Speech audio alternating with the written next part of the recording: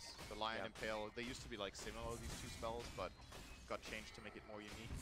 It gives Nyx, it's like a few situations where you could argue it's an advantage that you cast it only, and others, most of the time it's just like, I wish I could click the hero. I don't think anyone else will actually argue that it's like it's more skill based on the Nyx than like on the Lion, just because also the animation time.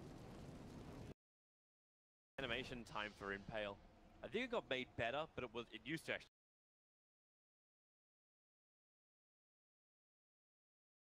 be even worse than what it is. It's a pretty difficult spell to use effectively in team fights, but Kaka's been doing a good job. Solo on top. He's still trying to find that farm. He's so close to his Aghanim Scepter. He may as well buy one of these items before death, and he doesn't do it. We'll lose a couple of 100 gold and gives 3-1-1 gold over to Faith. He's keeping his buyback ready, or just didn't react correctly under the pressure there. He lost like 100. He was actually 60 gold. Like he got one of the creeps while the farm was going on, while the gank was going on. It was 50 gold away from his Aghanim Scepter. That would have been worth it. It would take him longer than 30 seconds to push the base.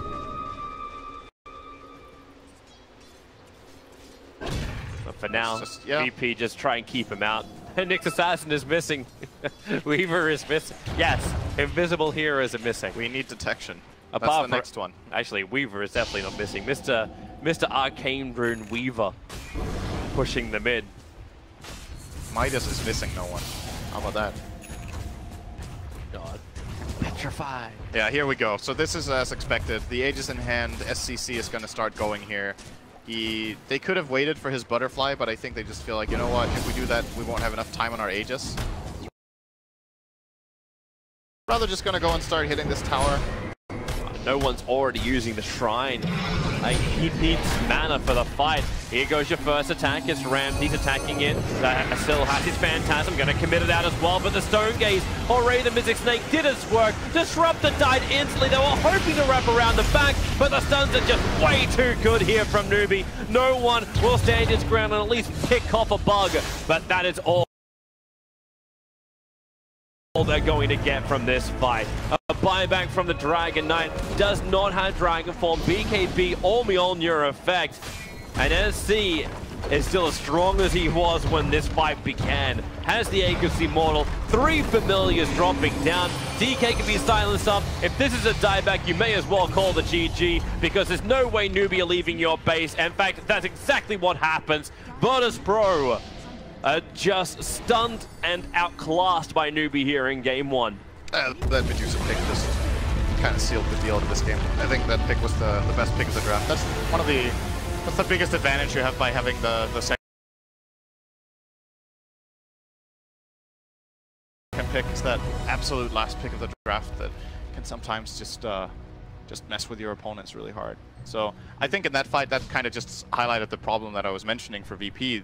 The Static Storm went on someone else than the Medusa. She cast her ulti, the fight ended. Like, CK went and used Phantasm, they instantly vanished, and then you're like, oh, yeah, well, okay, that's kind of 80% of the hero just out of the window in half a second. Like, how are you supposed to play Chaos Knight in this game? It's probably what Ramses is saying, guys. I couldn't really do anything in this game. I don't think there was much more to do. Like, Virtus Pro, like, you can't really blame them for what happened. They understood what I think they need to do to do their ganks, and that needed to pay off, but it didn't. So then SC got space, and it just amplified the problem. But problem over, at least for game 1. They can regather and come back for game 2 and see who can actually take it out. Oh man, hard game, hard life. Game 2 in a bit.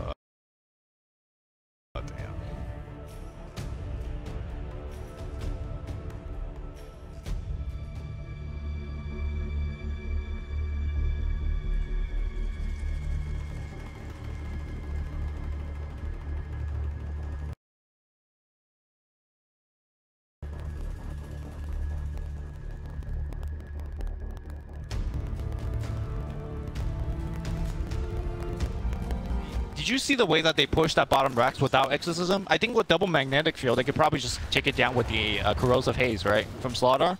It's more that if a fight does break out, then you don't have Exorcism to take the fight. So Cloud9 gotta think about, you know, the risks versus benefits. Do you just go in without exorcism should a fight break out, or seems like that is the choice that they make? Boba though, lurking. Dire scan reveals on the high ground, Dubu. Do they want to go in? He's busy doing a bit of dewarding. MSS getting cold feet. And time is being bought for both squads. Fada 50 seconds off his ult, but the Global's going to be ready sooner. There'll actually be a window here because he never completed that Octarine. He ended up going into a Shiva's first. Wanted the plus armor versus the Terrorblade. But that means a long time to wait if that exorcism is committed erroneously. You know, one of the items that I think MV could have considered getting, maybe instead of the double pipe that, you know, looks a little bit sweet, but like you said, perhaps not the best game for it, it's perhaps Necrobook. You know, like, there's Mirana on the other side, there's a Nyx Assassin. That used to be the old, like, basically get Midas, you go straight Necro 3 with POTs. Like, that used to be the old you can't ideal Arc Warden build before the Rapier cheese was discovered and patched out eventually. You still can't do the Necrobook cheese. The cheese is that, you know, every time you summon in a new Tempest double, they would have Necro on cooldown. Like, then you just have Necro every 30 seconds or whatever. But still, you basically just don't even think about it like that. Think about you just have 2 sets of Necrobooks at you know, whenever you need. And that's just huge against this kind of lineup. It is a lot of gold you're potentially feeding. It's about the pipe, right? The enemy team, though. The same goal as the pipe. No, but I'm saying you're feeding a lot to the enemy team, potentially. I mean, then it makes it easier for Pi and an Aoi to not buy wards like what they're doing right now. Boba does catch out Aoi here, gets off that initial stun, but do they have the follow-up? Would have liked to see an arrow there, but 4F had already thrown it out.